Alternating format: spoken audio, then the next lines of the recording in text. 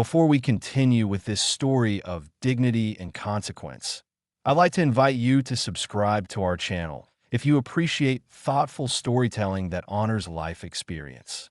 Please also share your own insights in the comments. Your wisdom and perspective add tremendous value to our community. Now, let's return to this profound tale. The late afternoon sun filtered through the kitchen blinds of my modest colonial home, casting familiar patterns across the worn hardwood floors that had witnessed 4 decades of family life. I stood at the porcelain sink, methodically washing the remnants of my solitary lunch, when the distinctive ringtone I'd assigned to my son Michael's calls interrupted the peaceful silence. At 64 years old, I developed an intuitive understanding of communication nuances, recognizing how even the timing of a phone call could carry significance beyond its stated purpose. Michael's voice erupted through the speaker with an enthusiasm that immediately commanded my attention, though something in its forced brightness gave me pause. There was an underlying tension in his tone that my decades of fatherhood had taught me to recognize, the particular quality that preceded requests for assistance or support that he wasn't entirely confident would be granted. "Dad, you absolutely have to hear this incredible news," he began, his words tumbling over each other with practiced excitement. "Catherine and I have just secured the most amazing penthouse in downtown Boston. We're talking about genuine luxury here, floor-to-ceiling windows with panoramic harbor views, marble surfaces throughout, the kind of space that speaks to real success and achievement." I found myself smiling despite the growing unease that his tone was triggering in my subconscious.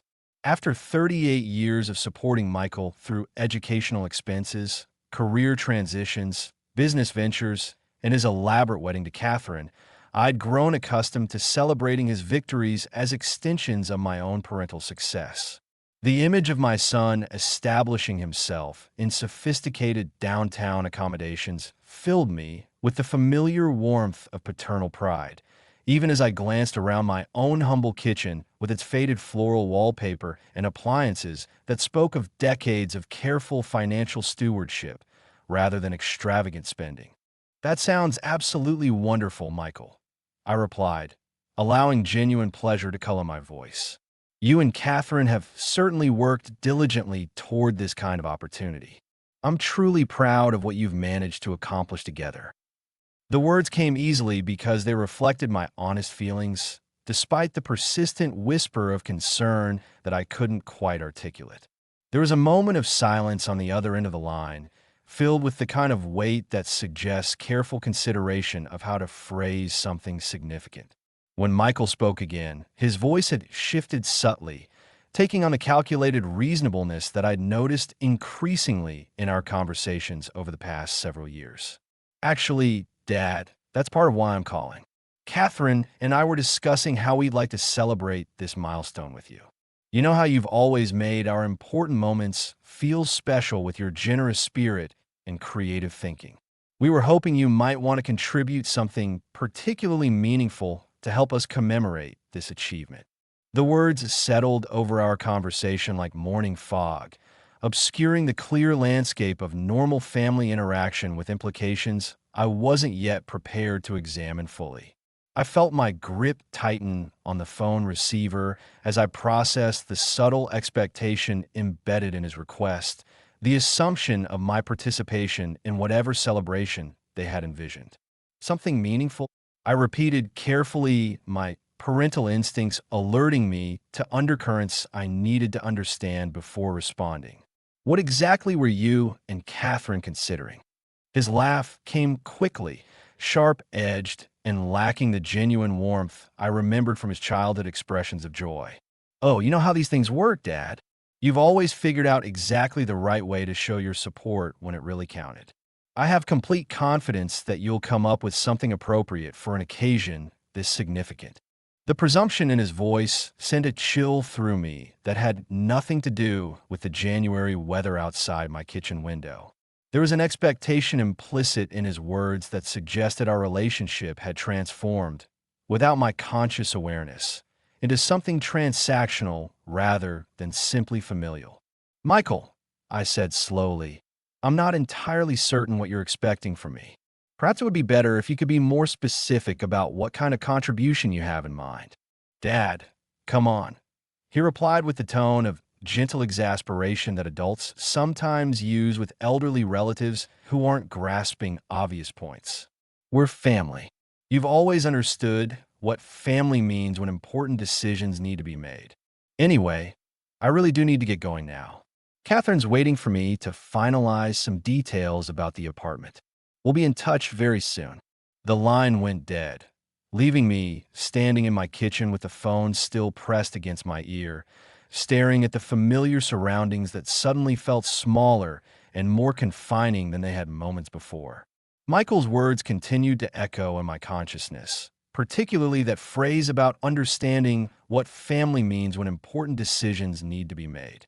The implication seemed to be that some kind of financial decision involving me was not only anticipated, but essentially predetermined. I placed the phone on the kitchen counter with deliberate care, noticing that my hands had developed a slight tremor that I attributed to the growing realization that this conversation represented something more significant than a simple update about my son's housing situation. The framed photograph on the nearby windowsill caught my attention. A picture of Michael at age 10, his gap-toothed grin radiant as he sat perched on my shoulders during a family vacation to Cape Cod. The memory of that day remained vivid in my mind. The physical sensation of his small arms wrapped trustingly around my neck, his absolute confidence that I could carry him safely wherever our adventure might lead. Moving slowly toward my living room, I settled into the well-worn leather armchair that had served as my refuge for countless evenings of reflection and contemplation over the years. The late January snow was beginning to fall more heavily outside, transforming the suburban landscape into a pristine tableau that seemed to muffle the harsh edges of the world beyond my windows. I found myself mentally reviewing the conversation I'd just concluded, searching for clues that might help me understand the source of my growing uneasiness about Michael's call. The history of my financial support for Michael stretched behind me like a long road paved with sacrifices that I'd made willingly and without reservation. College tuition expenses that had required me to work overtime shifts at the engineering firm for months at a time, my back aching from the additional hours, but my heart filled with pride at his academic achievements. The substantial down payment for his first automobile when he graduated and needed reliable transportation to begin his career, money I'd saved by foregoing my own car replacement for another 2 years. The considerable contribution to his wedding celebration when Catherine had insisted on a ceremony and reception that reflected their social aspirations rather than their actual financial circumstances, an expense that had required me to postpone my own retirement by 18 months. Each of these financial contributions had felt like a privilege and an investment in his future happiness, a father's opportunity to smooth the path ahead for his child and ensure that Michael would have advantages I'd never enjoyed during my own young adulthood. Yet now, sitting in the quiet sanctuary of my living room with snow falling steadily outside, I found myself questioning whether my generous spirit had inadvertently created expectations that were now beyond my ability or willingness to fulfill. The house settled around me with the familiar creaks and sighs that had become the soundtrack of my solitary retirement years, sounds that usually provided comfort, but now seemed to emphasize the isolation of my position. I thought about Catherine, my daughter-in-law, with her meticulously curated social media presence that showcased a lifestyle of designer clothing, expensive restaurants, and luxury vacations that seemed perpetually just beyond what their combined incomes could realistically support. There had been moments over the years when I'd wondered privately about the sustainability of their spending habits, but I'd held my tongue, reasoning that young couples needed space to make their own mistakes and learn from their own experiences. As the winter evening deepened around me, I found myself moving restlessly through the house, straightening furniture that was already perfectly arranged and organizing belongings that required no additional organization. My hands needed occupation while my mind processed the growing recognition that something fundamental had shifted in my relationship with my son and daughter-in-law. The casual assumption in Michael's voice, the expectation that I would somehow contribute meaningfully to their apartment celebration, suggested a dynamic that I was no longer comfortable enabling. The sound of an automobile engine turning into my driveway cut through my contemplation like a blade, followed by the distinctive crunch of footsteps navigating the snow-covered walkway to my front door. Headlights swept across my front windows in a familiar pattern, and I recognized Michael's luxury sedan through the falling snow, its expensive silhouette a stark contrast to my own modest vehicle parked in the garage. My pulse quickened with a mixture of anticipation and apprehension as I moved toward the front entrance, wondering whether this unexpected visit would provide the clarity I needed or deepen my confusion about the afternoon's telephone conversation. The front door opened to admit a blast of frigid air along with Michael and Catherine, both dressed in winter coats that I recognized as recent acquisitions based on Catherine's frequent social media documentation of their shopping excursions. Michael's smile was broad and confident, but there was something calculated in its brightness that reminded me of a salesman preparing to close an important deal. Catherine followed behind him with the measured grace of someone who had spent considerable time perfecting her public presentation, her movements precise and deliberate in a way that suggested careful consideration of how each gesture would be perceived. "Michael, Catherine," I said, stepping aside to welcome them into the warmth of my home while noting the expensive quality of their clothing and accessories. What a pleasant surprise on such a snowy evening. "Please, come in and let me offer you something warm. Coffee, tea, or perhaps some hot chocolate. The weather certainly seems to call for something comforting." Catherine's smile was perfectly calibrated but somehow failed to convey genuine warmth, reminding me of the polished expressions I'd observed in professional photographers' portraits. "Thank you, Robert, but we won't be imposing on your hospitality for very long this evening. We have another commitment later that we need to honor. However, we did want to take advantage of this opportunity to discuss something quite important with you while the timing seemed appropriate." Michael moved past me into the living room with the confident stride of someone entering familiar territory, but his casual survey of the surroundings carried an undertone of evaluation that made me unconsciously straighten my shoulders. "The place looks exactly the same as always, Dad.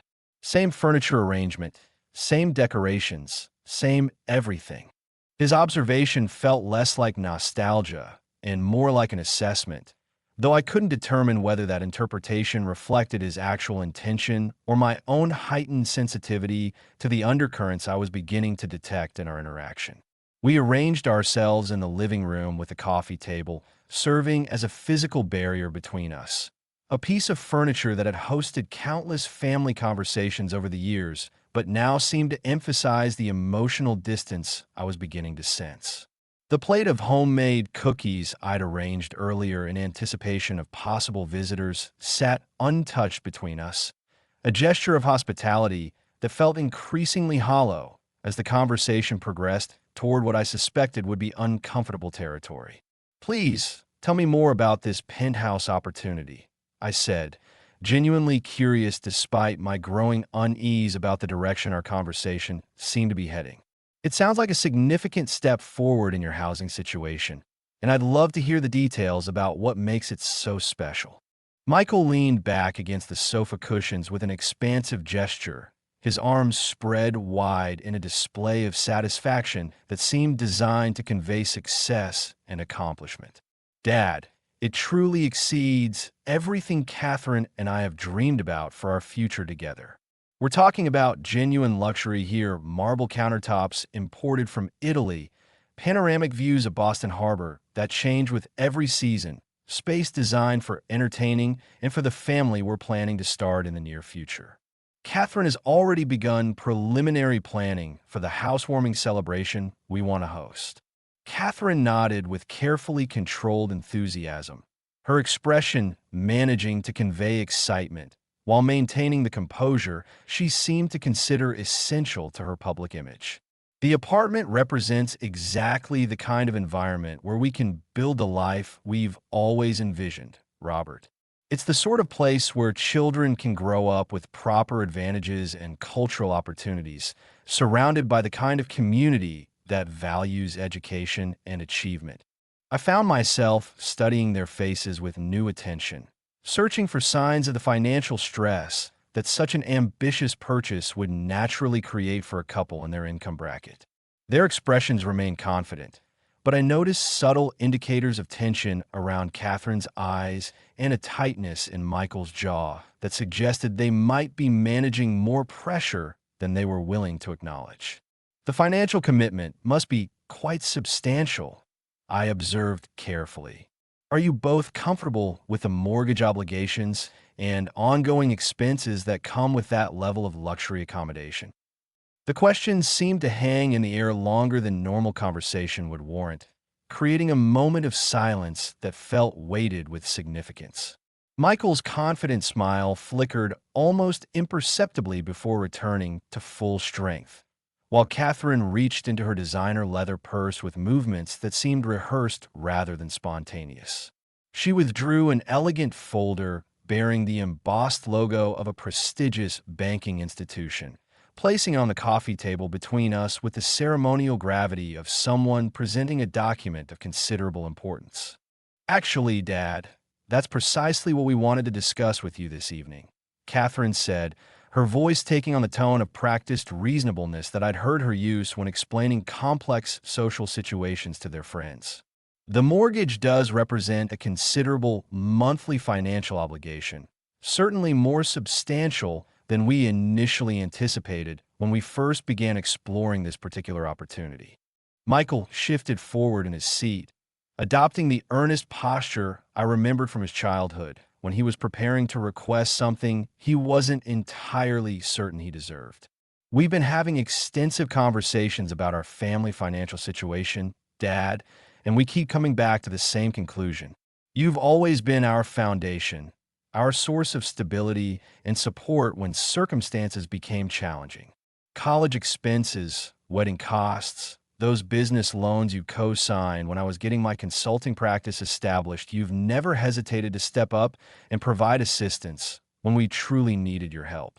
The words settled over me like a heavy blanket, familiar in their reference to past generosity, but somehow transformed in this new context into something that felt more like an inventory than an expression of gratitude.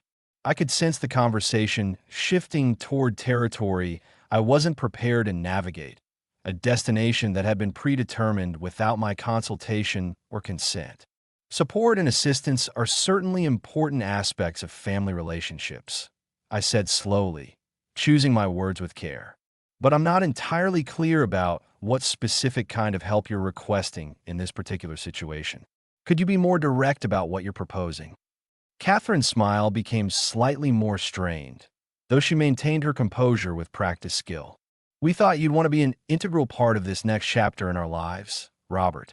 The Penthouse represents not just our immediate future, but the foundation for the legacy you'll leave through your family's achievements and social position. We assumed you'd be eager to help make this opportunity possible for us. The assumption embedded in her words struck me with the force of a physical blow, though her delivery remained polished and reasonable. I stared at the elegant folder resting on my coffee table, its expensive leather gleaming under the soft lamplight, and felt something fundamental shift in my understanding of why they had chosen to visit me on this snowy evening. You're asking me to assume financial responsibility for your mortgage payments, I said, the words emerging more bluntly than I had intended, but with absolute clarity about their meaning.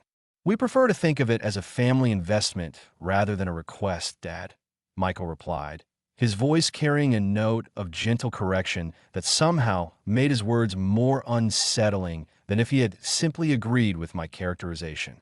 This is what families do for each other when important opportunities arise. You've always understood that principle. You've always found a way to come through for us when circumstances required your support. I rose from my chair with deliberate slowness, my knees feeling unsteady as the full implications of their proposal became impossible to ignore or rationalize.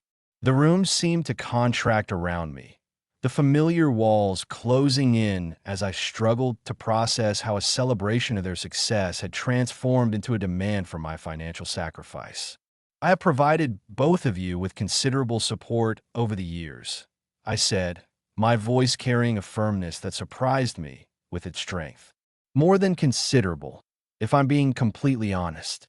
But this represents your life, your choice, your responsibility to manage according to your actual circumstances and capabilities. Catherine rose from the sofa with fluid grace, brushing imaginary imperfections from her expensive coat with movements that suggested barely controlled irritation beneath her polished exterior. I think you should take some time to carefully consider what we're proposing, Robert.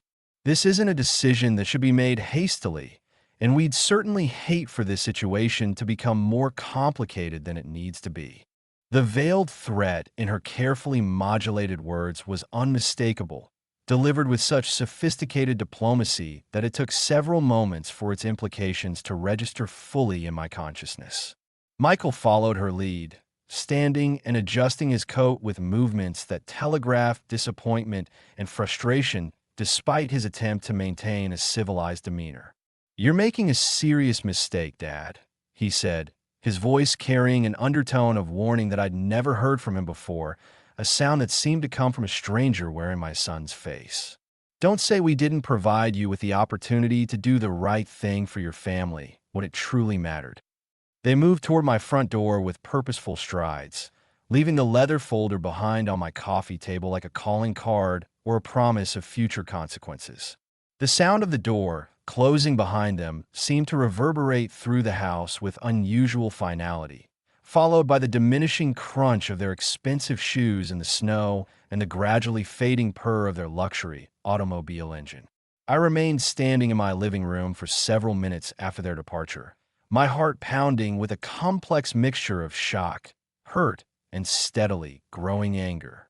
The folder remained on the table before me, its presence somehow more menacing now that I was alone with it and whatever legal or financial documents it might contain. My hands trembled as I reached toward it, then stopped, suddenly afraid of what obligations or commitments the papers might represent and what assumptions they might reveal about my willingness to comply with their demands. Michael's words continued to echo in my memory, but their meaning had been fundamentally altered by the context of this conversation. The years of sacrifice I'd made for his education, his wedding, his various business ventures, all seemed to have been recontextualized as precedents for this latest demand rather than gifts freely given out of parental love and genuine concern for his welfare.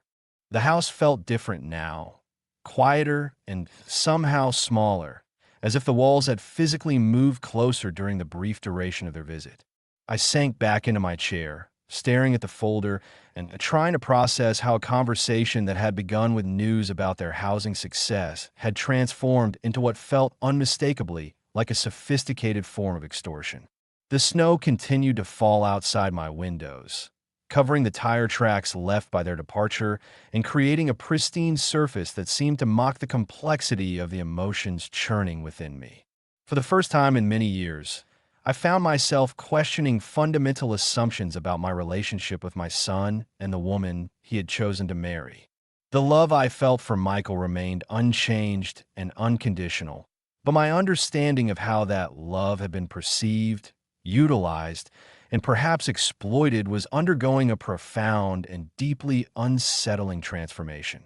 Several days passed before I found the emotional strength to examine the contents of the folder that Catherine had left behind like a diplomatic ultimatum.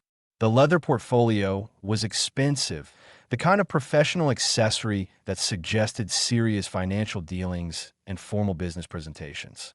When I finally spread its contents across my kitchen table under the bright morning light, the documents revealed a level of presumption and advanced planning that literally took my breath away.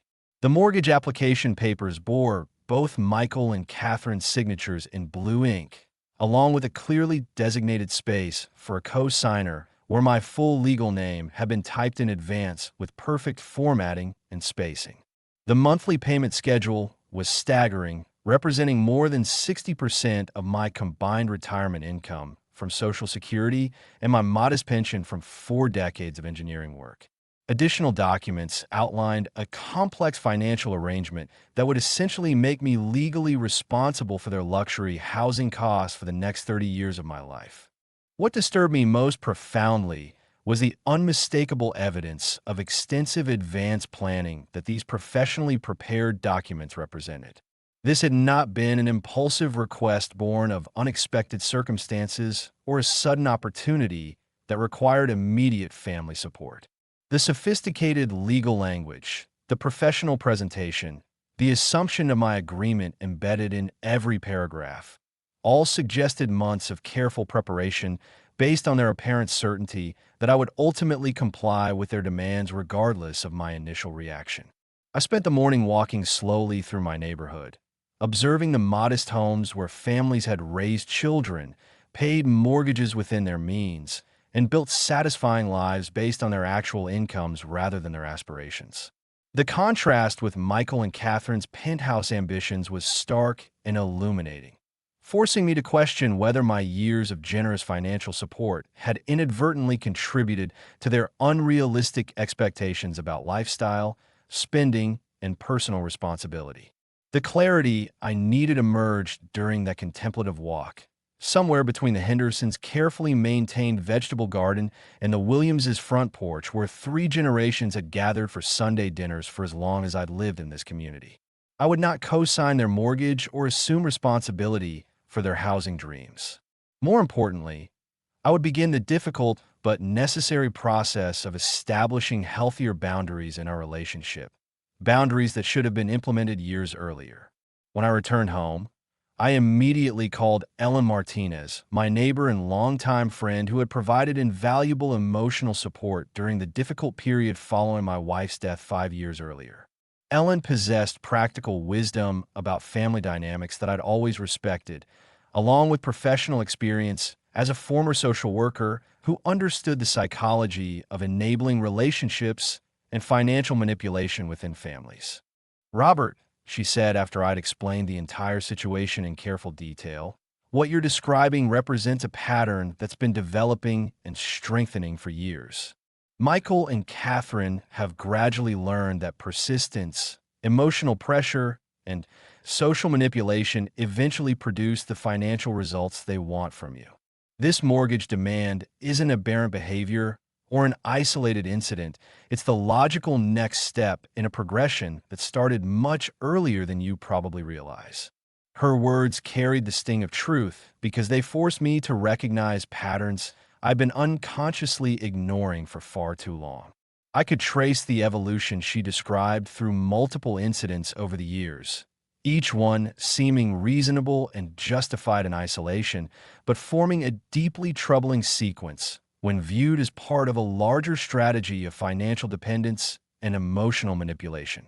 "What concerns me most deeply," Ellen continued with the straightforward honesty that had always characterized our friendship, "is the professional folder they left behind with pre-signed documents. That level of preparation suggests they were confident enough in your eventual agreement to invest significant time and money in legal preparation. People don't make that kind of investment unless they're absolutely certain of the outcome they're going to achieve." That evening, I composed a careful letter to Michael and Catherine, choosing written communication over a telephone conversation to ensure I could express my thoughts clearly and completely without the emotional manipulation and pressure tactics I'd experienced during their visit.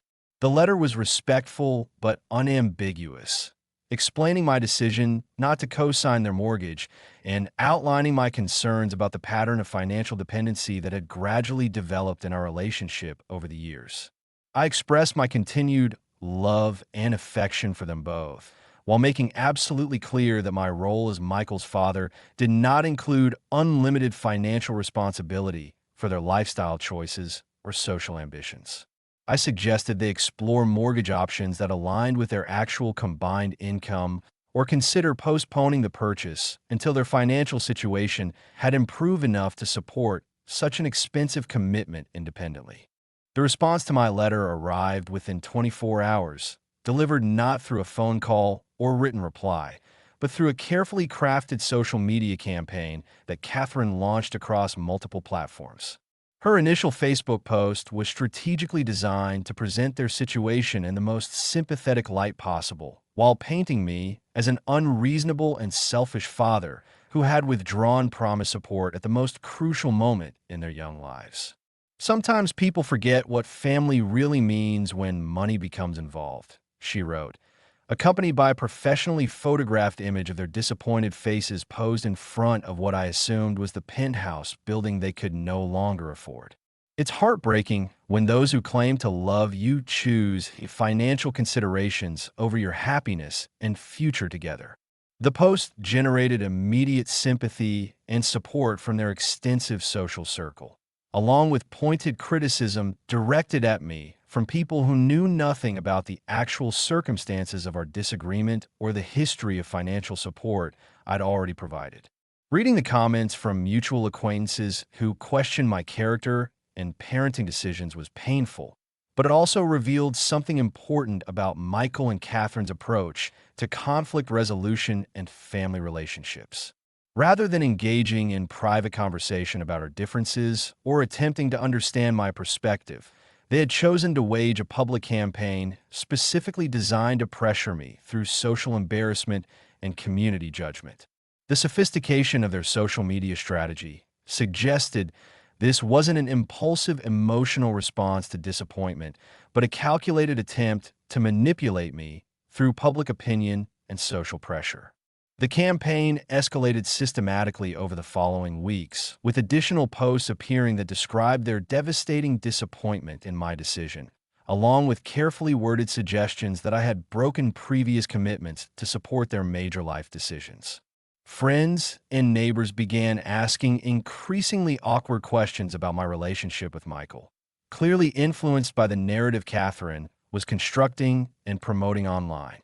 The turning point in my understanding came when Ellen discovered that Michael and Catherine were actively soliciting financial support from my extended family members and longtime friends, using carefully crafted stories about my sudden change in character and inexplicable withdrawal of promised support to justify their appeals for help with their housing situation.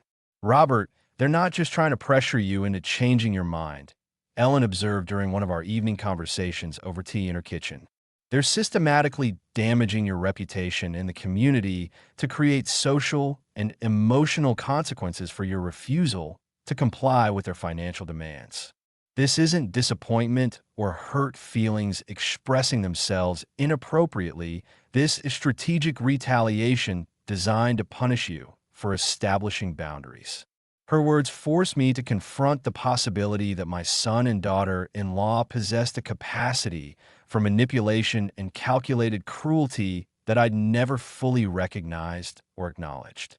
The Michael I remembered from childhood, the earnest young man I'd supported through college and career changes, seemed increasingly disconnected from the person who was orchestrating this campaign of social and emotional pressure.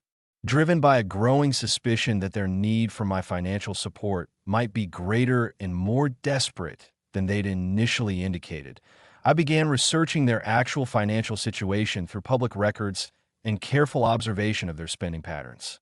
What I discovered was deeply troubling and helped explain the urgency behind their mortgage request. Michael's consulting business showed clear signs of financial instability, with irregular income patterns and outstanding debts that suggested poor money management and possibly failing client relationships. Catherine's elaborate social media lifestyle appeared to be supported primarily by credit card debt rather than actual earnings from her part-time marketing position with a small local firm.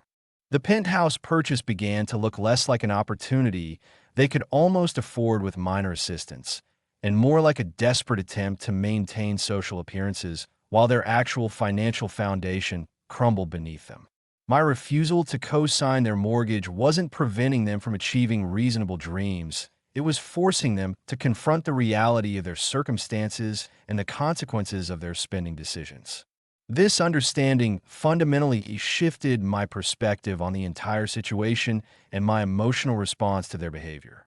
Instead of feeling guilty about disappointing them or worried about damage to our family relationships, I began to recognize that my financial boundaries might actually represent the most loving and responsible action I could take as Michael's father.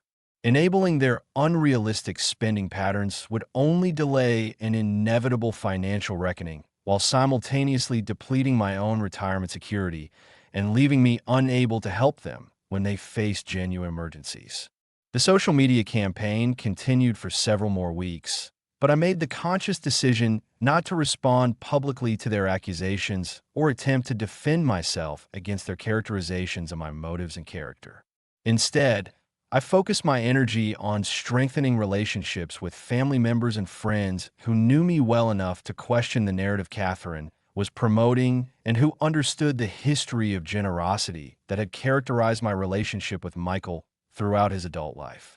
I also began consulting with a family attorney about the legal implications of their behavior, particularly their use of my name and reputation in their fundraising efforts among mutual acquaintances and their apparent willingness to make false statements about previous financial commitments I had allegedly made. The attorney's assessment was sobering but not entirely surprising. While their actions might not constitute legally actionable defamation, they demonstrated a pattern of manipulative behavior that could escalate significantly if I didn't establish and maintain clear boundaries.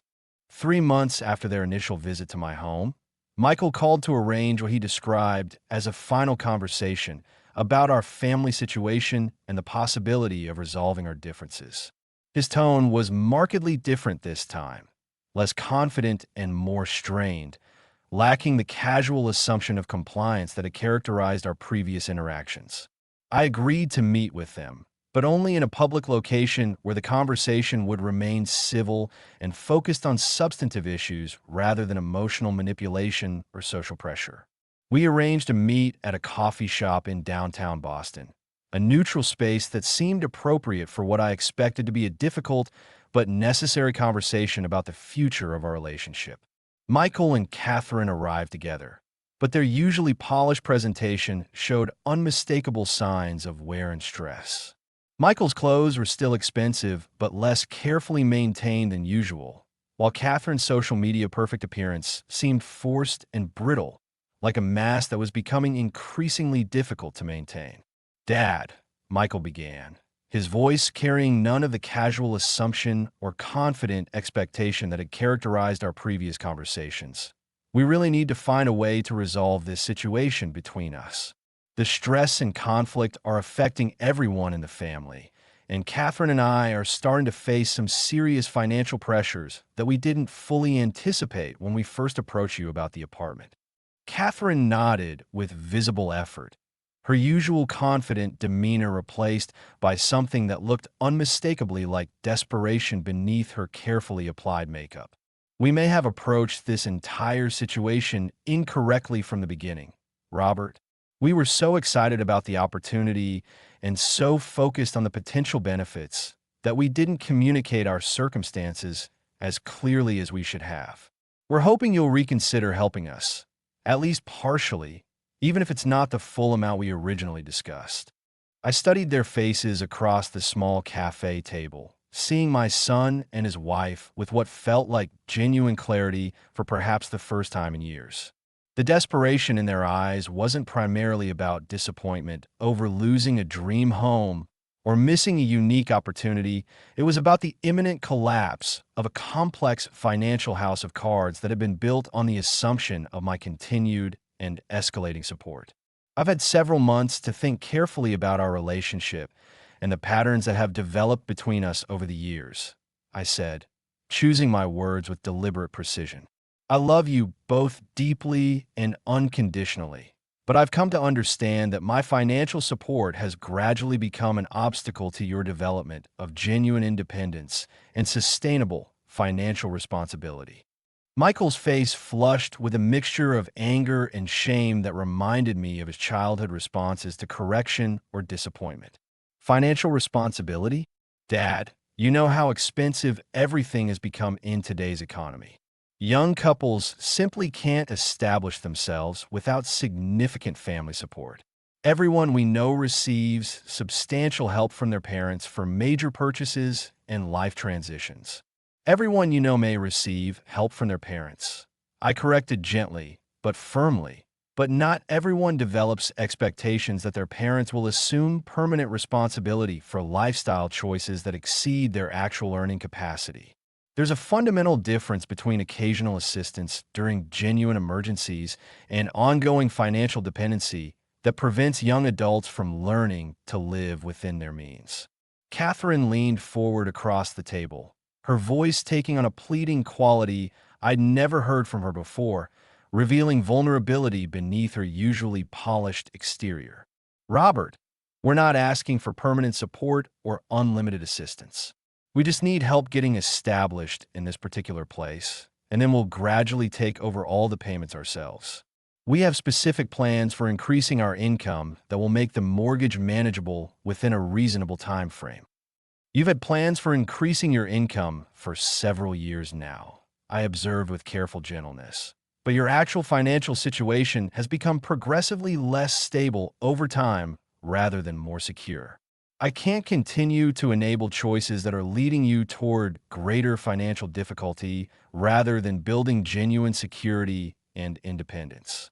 The conversation continued for nearly 2 hours, covering years of accumulated misunderstandings and gradually diverging expectations about family financial support.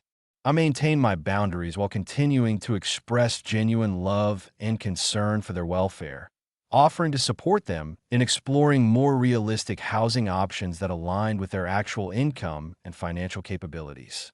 When we finally parted, they left disappointed, but perhaps beginning to understand that their expectations had been fundamentally unrealistic from the beginning.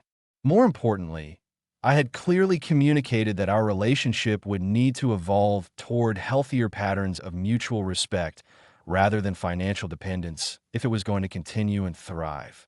In the months that followed, Michael and Catherine's social media campaign gradually faded as other dramas and controversies captured their friends' attention and community interest. They eventually found a modest apartment in a less fashionable neighborhood that fit comfortably within their actual budget, and Michael began working more seriously and systematically to stabilize his consulting business rather than relying on external financial support to maintain appearances. Our relationship remained somewhat strained, but increasingly honest and civil, with occasional family dinners and holiday gatherings that focused on genuine connection and shared experiences rather than financial discussions or requests for support. The boundaries I had established seemed to create space for more authentic communication and mutual respect. Ellen often reminded me during our conversations that establishing clear boundaries hadn't been cruel to Michael and Catherine, but ultimately represented a more genuinely loving approach than continuing to shield them from the reality of their circumstances. You gave him the foundation and tools he needed to succeed, she would say. Now you're giving him the space and motivation to actually use what you taught him. Looking back on that difficult period several years later, I recognize it as a crucial turning point in my understanding of what it means to be a truly supportive parent to adult children. Love sometimes requires allowing people to struggle with the natural consequences of their choices, even when you have the emotional desire and financial resources to make their struggles easier or shorter.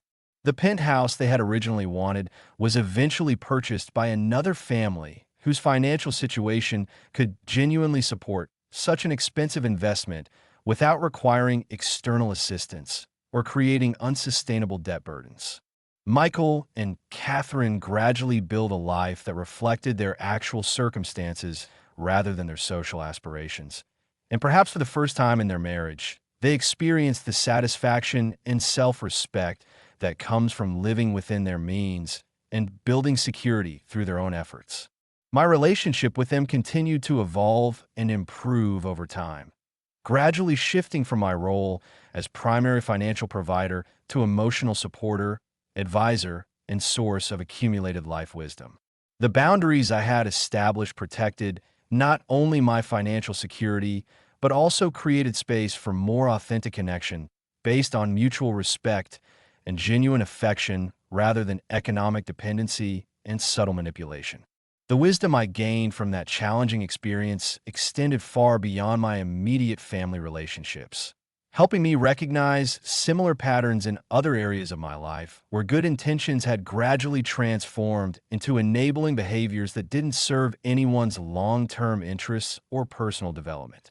Most importantly, I learned to trust my instincts about relationships and financial boundaries, understanding that protecting my resources and dignity wasn't selfish or cruel, but represented responsible stewardship that allowed me to continue offering genuine help when it was truly needed and appropriately requested. The elegant leather folder that Catherine had left on my coffee table that snowy winter evening became a symbol of the assumptions and expectations that can gradually distort family relationships when clear boundaries aren't established and maintained. I kept it in my desk drawer as a reminder of the importance of honest communication about financial limitations and the crucial difference between occasional assistance and permanent responsibility for other adults' lifestyle choices. Years later, when Michael and Catherine faced genuine emergencies rather than lifestyle desires, I was able to offer meaningful and appreciated help precisely because I had protected my resources by declining to fund their unrealistic aspirations. The boundaries I had established created space for authentic generosity when it was truly needed, properly requested, and genuinely appreciated rather than simply expected as an entitlement.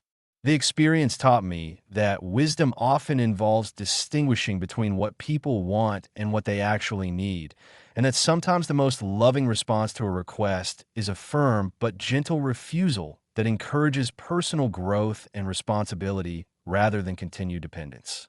Thank you for joining me in this story of courage, dignity, and the importance of maintaining self-respect within family relationships. If this narrative resonated with your own life experiences or challenged you to think differently about family boundaries and financial responsibility, I invite you to subscribe for more thoughtful stories that explore the complexity of family dynamics, personal growth, and the wisdom that comes from standing up for what's right. Please share your thoughts and insights in the comments below. I read every response and truly value the wisdom our community brings to these important conversations. Your stories and perspectives help others who may be facing similar challenges in their own family relationships.